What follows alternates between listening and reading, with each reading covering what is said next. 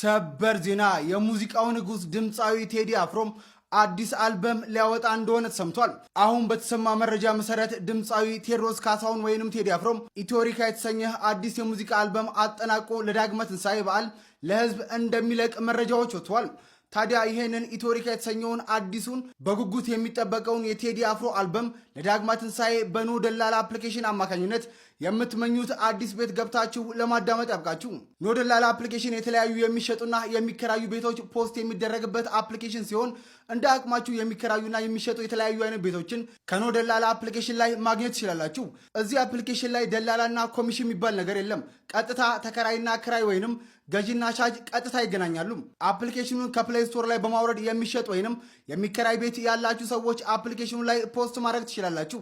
በተመሳሳይ ቤት መከራየት ወይንም መግዛት የምትፈልጉም አፕሊኬሽኑ ላይ በመግባት በርካታ የተለያዩ አይነት ቤቶችን በመምረጥ ከባለቤቶቻቸው ጋር ቀጥታ መገናኘትና ማውራት ትችላላችሁ።